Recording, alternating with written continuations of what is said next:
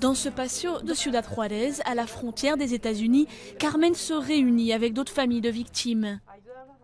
Elle fait partie des 200 000 ouvriers qui travaillent dans les usines implantées dans la ville mexicaine. Sa fille de 18 ans, Luz Maria, a disparu de la même manière qu'une trentaine de mineurs depuis 2009. Un 18 avril, elle est partie chercher du travail et n'est jamais revenue. Pour la fête des mères, elle voulait m'acheter des boucles d'oreilles en or. Elle voulait aussi nous aider économiquement. Mais il y a tant de personnes mauvaises, ils ne méritent pas le pardon de Dieu. Ces disparitions ravivent la peur de la vague de meurtres de femmes commis à Ciudad Juárez entre 1993 et 2003.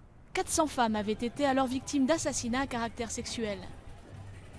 José Luis, père d'Esmeralda, disparu à 14 ans en 2009, pense que les jeunes filles ont été choisies pour leur physique. Elles ont été enlevées en répondant à des petites annonces pour un travail.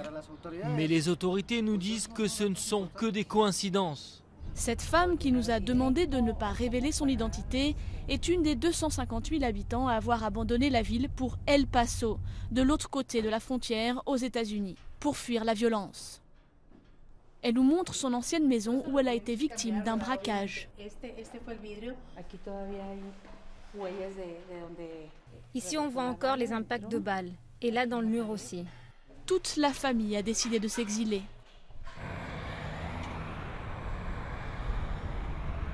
Mes enfants sont allés à l'école à Ciudad Juárez. Ma famille est ici, mon travail est ici. J'aimerais revenir et être tranquille. El Paso, à 80% mexicaine, est devenu le refuge de milliers de familles. Dans la banlieue de Ciudad Juárez, ce quartier de migrants du sud du pays ressemble à une zone de guerre. La majorité des maisons ont été abandonnées. Les propriétaires ont préféré rentrer chez eux. José est venu travailler ici, mais il a renvoyé sa famille au village et habite seul. Toutes les maisons que vous voyez étaient habitées, mais avec le temps, beaucoup de gens sont partis. Peut-être à cause du chômage ou de la violence. En 2009, 50 à 60 000 emplois ont été supprimés dans les usines, en raison de la crise économique mondiale, mais aussi de la violence alimentée par le trafic de drogue vers les États-Unis. Ciudad Juárez reste ainsi la ville la plus dangereuse du Mexique. L'an dernier, 6 personnes y étaient assassinées chaque jour.